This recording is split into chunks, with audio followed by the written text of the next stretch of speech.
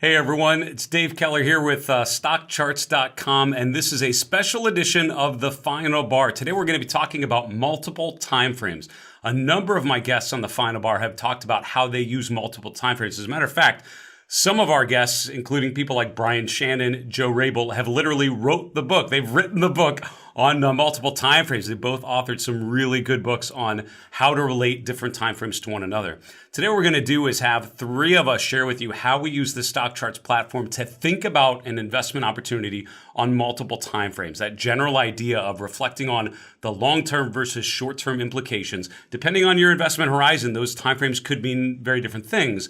But the goal is, and I think the general idea of today's episode is the fact that considering multiple timeframes can be very, very important. We're going to hear from three guest experts today.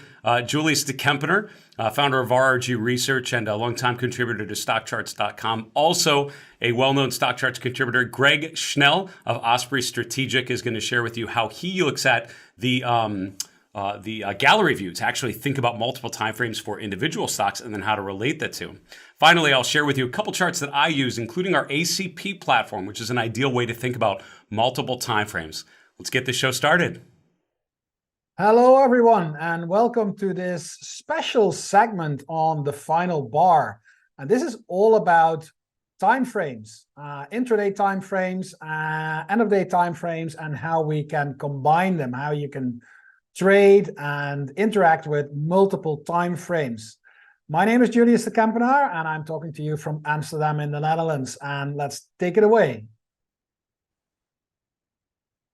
All right, when we talk about timeframes, and I think it goes for most technicians, but for me anyway, is that I prefer to work from the top down. So I start at the higher level timeframes and then work my way to the lower timeframes. Now, before we really start talking about the interaction, I need to clear something that I run into very often. I get a lot of questions about from readers and viewers to the various shows, and that is the time stamping that we use. On the left-hand side, I have a monthly chart of Apple, and if I hover my cursor over one of these bars, and you can see here, I'm recording this on April the 5th, and you can see this is a monthly bar, and I've got my cursor on the month of March right now, and you can see that the timestamp is the 1st of March. However, that bar encompasses the entire month of March. So StockCharts is time stamping and date stamping at the start of a period. Other platforms, tools, etc., are time stamping at the end of the period. And there is no right or wrong. It's a choice. You got to make a choice. And there are various platforms that are stamping at the start of a period, and there are various platforms that are stamping at the end of the period. We're doing it at the beginning of the period, but it is something that you need to keep in mind when you look at it. Because when I hover my mouse over that little small bar at the end, which is the month of April, which obviously is only 3 days old so far, you can see that it is on the 3rd of April, and that's because the 3rd of April was the first trading day of the month of April. And this will be updated throughout the month. You will see that bar growing. And the same thing happens on the weekly, and I've got the weekly chart of Apple here on the right, and you can see that here, this is last week, and that week started on the 27th of March, but it actually ran until the 31st of March, and then we got the 1st of April, the 2nd of April was the weekend, and then on the 3rd of April, that's when this week started. You can see that this weekly bar, which is 3, 4, 5, and the 5th is currently still open, is timestamped at the beginning of the period. So please bear that in mind. That's an important thing to know when you talk about multiple time frames. Now, the ratio of how you work with time frames is also important. From a monthly to a weekly is roughly 4 to 5 weeks in 1 month. So a ratio of 1 to 4.5, let's say, let's round it off, 4.5. When you go to a daily time frame, and I can bring that right here. So I put this one as daily, update. Then you can see that that is 5 days. So there's 5 days in 1 week. So again, we've got that ratio of 1 to 5. When we then go to intraday, then it becomes a real can of worms, because intraday, you don't even want to know how many heated discussions technicians have among each other on how to draw and to render intraday data. And most notably, it's about the hourly time frame, because ideally you would go from daily to hourly. Although that is 6.5 trading hours in a day. It's kind of close to the 5 days in a week. But the problem is the market opens at 9:30 in the morning. And then the question is, when does your first hour of trading finish?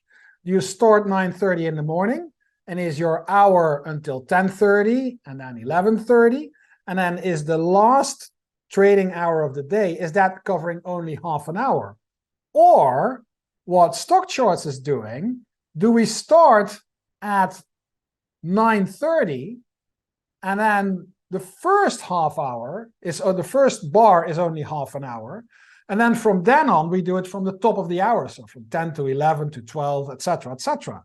Again, this is there's no, according to me, I think there's no right or wrong. You just got to be aware of what you're looking at. In the end of the day, the levels will roughly line up quite well. Now, the solution that we, or the development, have taken here at StockCharts.com is to divide the day in a fixed number of bars. So you could go to 78 minutes, and that gives you 5 bars a day. And then you're back to your 1 to 5 ratio. So now this chart here has got 5 bars per day, which is 5 bars for every daily bar right here.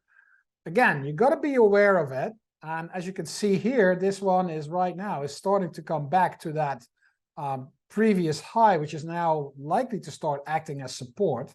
And if we would have used an hourly chart, 60-minute,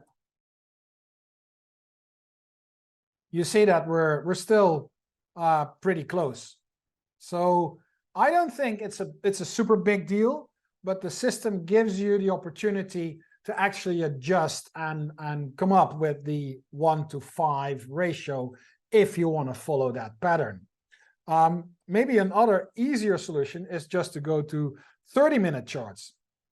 The thing is that 30-minute charts, there's about 13 in a day. I think it's just a matter of preference. Of course, the shorter the time frame, the more granular your chart will get. And that is that goes for every time frame, every setup that you create. If I quickly go back to the monthly and then to the weekly, then you can see how the interaction is actually taking shape. Because if we look at the year 2022 and we see this like 1, 2 big moves down, if we look at it daily, we can actually see a nice series of lower highs and lower lows. It's got much more granularity in there.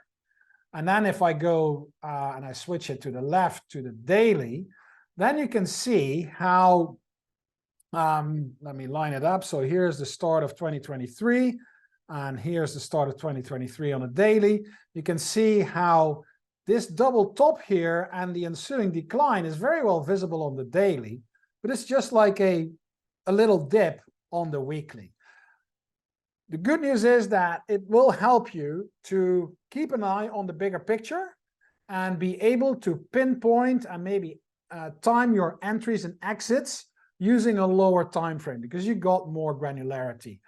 The standard rule, the basic rule, is that the higher time frame prevails because that is usually the stronger move. it wouldn't be a show without me if we wouldn't have at least looked at RRGs, because we can do exactly the same. And if you've ever watched Sector Spotlight, you will have seen me do that all the time, where I put different time frame RRGs next to each other. And here is a monthly RRG and a weekly RRG. And you can see how the technology and communication services on the weekly are way inside the leading quadrant. And let me tick off energy right here and fit that. And then we can go and find technology and communication services moving up inside lagging, moving in that right direction, but they're already right here in the on the weekly. And if I then go one level lower and I go to the daily chart here on this RRG, then you will see, and we need technology right here, and you can see how that little loss of momentum on that daily tail has weekly tail has translated into a move into weakening on the daily. And the same has happened on communication services. We got to wrap this up. I hope you got a little bit more insight how we are timestamping all of this and how you can interact and how you can use a more granular chart for your entries and your exits and move the higher time frames for your more trending and your main move. Thank you very much for watching, and I hope to see you again very, very soon. Hi, I'm Greg Schnell, and I'm the CEO of Osprey Strategic, founded it a few years back, and I'm here to help you understand how to use multiple timeframes and display them on StockCharts.com. One of the things I'd like to cover off today is how to quickly see multiple timeframes on one page on StockCharts.com, and I'll show you two different ways to access that same view, and then I'll also show you some of the strategic things I look for on a chart, as well as how you can look at multiple charts or multiple companies at the same time. So we want to cover this off quite quickly. So let's start right away. So first of all, anytime you want to get to the gallery view in StockCharts from your homepage on the dashboard, if you just click on this little chart on the front, that will immediately pop you into the gallery view. And the gallery view has some default charts. I have mine set up slightly different, but go and see your gallery view charts just by clicking that little chart, and you'll see different ones than mine because I've set these up custom, but you can learn how to customize your gallery view charts right up here. So first of all, I have an intraday view, then I have a daily view, and then I have a weekly view. And one of the most important things to remember is the large time frame is one of the most important time frames, and then charts usually work out of that. And then on a smaller time frame, you can look for your entries and exits. So this is a broad view, and I've used some index here, the Dow Jones Industrial, so I don't get a scooter ranking. So typically, rather than look at that, I would like to use an ETF that represents that. So in this case, I'm going to use SPY or QQQ, doesn't really matter. And I'm going to put the charts up. What you can see is from March the 13th to March 31st, chart's been in a gentle uptrend with a few days interruption in the middle here. But what we want to keep in mind is how the chart changes over time, and on different time frames, it's going to be quite unique. So I've shown you how to get into this one. I want to show you one more thing you can do. On StockCharts, right at the very top at the header level, you can default or make whatever you want to be what normally comes up when you type in a ticker symbol. So if I have SPY here, it will come up into, oh, sorry, I said symbol summary, and now SPY, and now hit go.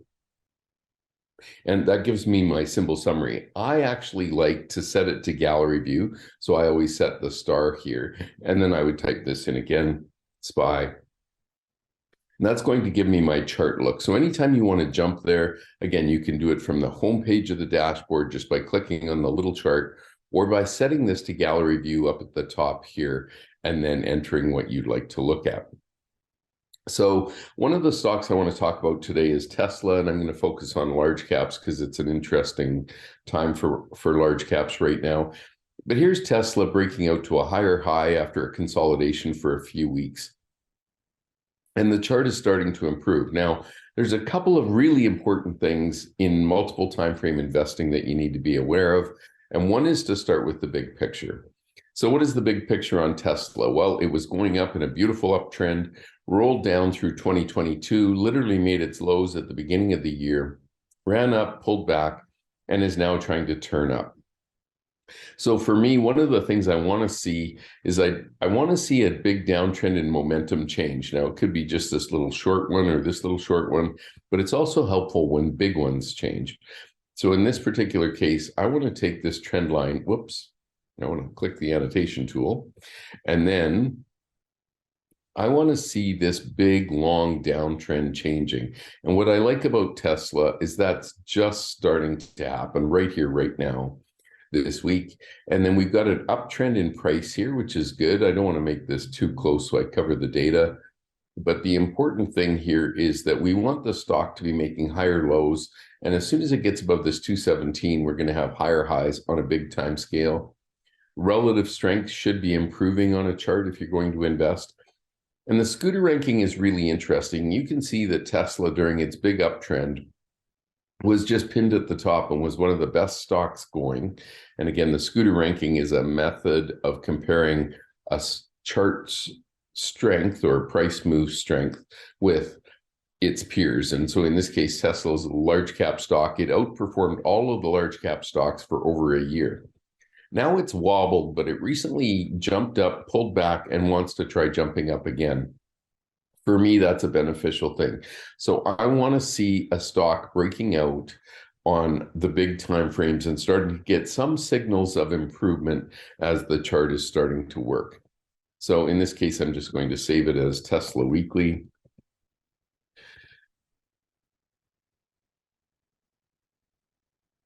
And then what we see on the chart when we do that, obviously, is a certain group of indicators. I'm going to go back just by hitting the tab here and get back to this gallery view. There's also a point and figure chart at the bottom. It's not that big a deal for me, but the one thing I like here is this downtrend in X's has been broken and Tesla's starting to make its move on its way. When we go to the daily chart, one of the things about Tesla we were watching was the PPO was rolling down and started to base around zero, and it is literally firing up as we try to take off to the upside here. So this chart looks pretty good.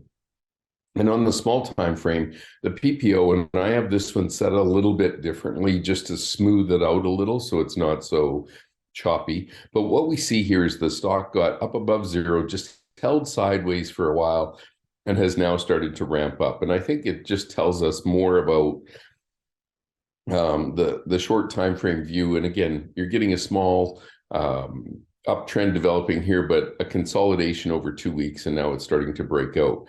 When we go to the daily chart, we get a better view of this scooter ranking that had started to spike on that weekly chart. And I want to see my scooter ranking starting to turn back up again. And I don't mind it if it turns up from a really low level. I want it to go from nothing to really strong very, very quickly. Okay, so I've shown you the short term, the medium term, and we've already marked up the long-term weekly view. It's not going to go grab that chart, but I have that saved in my chart lists now so I could go get it. The other thing that I mentioned at the beginning was that you would be able to compare two charts side by side. And what happens on this gallery view is you're allowed to enter more than one ticker symbol, but only two.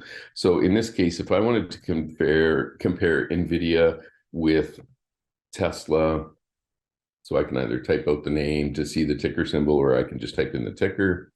And then what you get is these two charts side by side. So again, you're going to get intraday views together, daily views together, and weekly views together. Now, here's what's really interesting. Look at how well NVIDIA has performed when the scooter ranking is really strong, and Tesla's just starting to curl up off the lows. So NVIDIA was awful, started to perform better, pulled back, and then took off. And Tesla has been awful, started to outperform, pulled back, and looks ready to take off. So to me, the chart is set up very similar to this time frame on NVIDIA, and I would like to see Tesla make a big sweeping move to the upside. But the nice part about being able to compare the two charts at the same time is when you get down and to bigger time frames, obviously this uptrend is more important. The relative strength is starting to really show here. And typically when the chart is outperforming, these are very, very obvious on a big time frame. And so if your chart isn't outperforming on a big time frame, you probably just want to go find a better chart to look at. So I do want the chart to be trending higher. That would be something very important to me. And again, a big break of momentum trends is important, as I showed on that weekly chart of Tesla. Here we have the daily, or sorry, the trend line on the PPO for NVIDIA, and you can see that when it broke, it was a pretty important place to be aware of, and that's when the chart literally launched. So try to use the side-by-side view as well as just the individual chart view, but always be aware that on multiple time frames, this can be helpful. So we're getting a clue on Tesla to start breaking out. Full stochastic is nice and strong. Prices breaking above the 40-week are going to test that right away here. Our relative strength is improving, so your long time frame is most important. Your next time frame, we were having an awful time in Tesla. It rallied up, it's pulled back, and now it looks like the PPO wants to turn up above zero, much like we saw NVIDIA do earlier this year. And so we could be starting our second ramp in Tesla.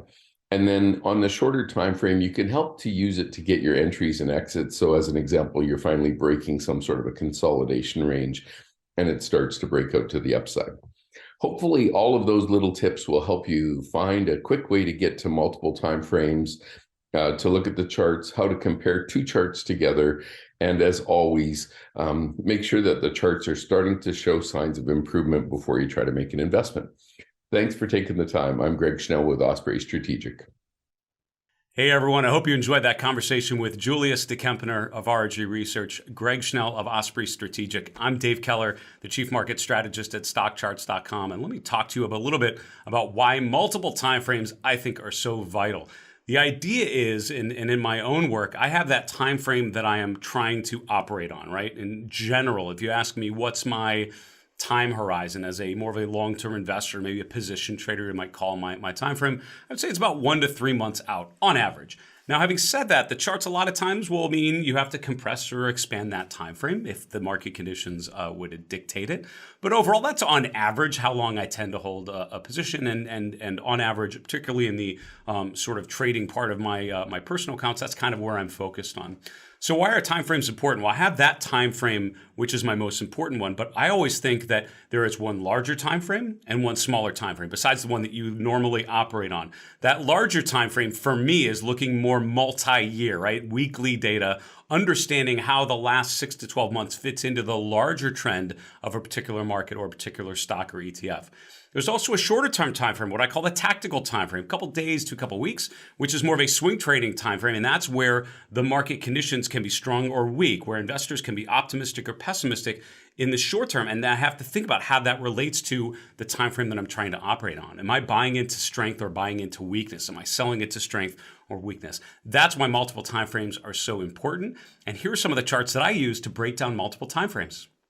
So when I think about multiple timeframes, there's two charts that I would want to share with you, two looks. One is within the StockCharts platform. It's what I call my market trend model. Now, if you watch the Final Bar regularly, or if you follow any of my work in market misbehavior, which is my own brand, you'll probably have seen, you've seen this model. I share it with my premium subscribers every weekend on our weekly flight plan report, because the goal of this is to really think about the market on multiple timeframes. And this is using weekly data on the S&P 500, just weekly exponential moving averages, which are a really effective way of measuring trends on whatever time frame you're looking at, in my opinion.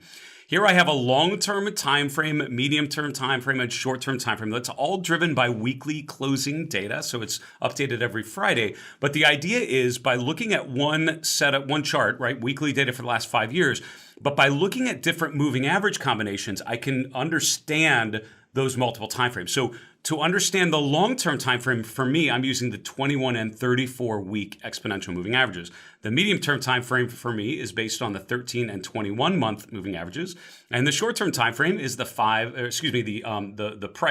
the closing price versus the 5-day exponential moving average. So by looking at one weekly chart, a series of exponential moving averages, by looking at longer or shorter periods for the moving averages, I'm able to really calculate a trend over longer and shorter term time frames, because the longer the period, the longer time that is included, and the longer term of a trend is actually being evaluated and considered. So number one, I would remind you that if you're looking at a daily chart and you think about an indicator like RSI, you could do a 3-day RSI, a 14-day RSI, and a 30-day RSI, and you will get very different reads on momentum on multiple time frames.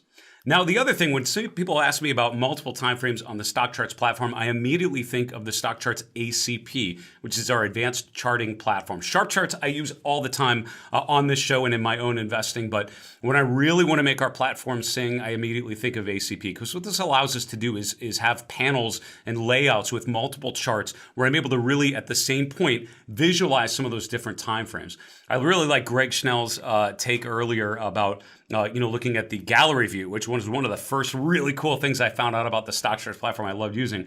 ACP is sort of, I would argue, an improvement on that, because you can look at all of these at the same time. So for me, this is one of the default looks I have on my ACP setup. And my main chart is a weekly chart, which is the right half of the screen. This is Intel, and I'm looking at the last 5 years of weekly data using a candlestick chart. I have the 13-period EMA, and then the 40-period SMA, mainly because that lines up with the 200-day moving average on my daily chart, and then the 150-week moving average, which is a nice, really long-term trend analysis. Then I have the weekly RSI, and then the weekly relative strength to look at how we've performed over time versus the S&P 500. You can see how Intel certainly had a painful 2021 through much of 2022, but for the last 6 months really has been stabilizing, right? A lot of the semiconductor space like NVIDIA and ETFs like the SMH and the SOX have been ripping to the upside, trending for quite some time. Intel is a bit of a laggard within the group. However, in the last couple weeks, I can see it's broken out to the upside, broken above resistance. I can see the momentum is starting to improve with the RSI above 50 and the relative strength just starting to turn up. But what I also like to do is think about the daily time frame. What's cool about this view, by the way, is I can look at the weekly and the daily and even a shorter term time frame all at once. And if I want to zoom in or out, I just click on those expansion arrows or subtraction arrows, I guess. So if I zoom into the daily chart, I can see in a little more detail the break above resistance and the break above the 200-day moving average. I can also look at the candle chart to see a shooting star candle on yesterday's bar. So long term, I like the breakout above resistance. The daily chart shows that breakout above the 200-day, but just the last couple days, those distribution patterns, particularly what's called a shooting star candle, tells me to be a little bit cautious.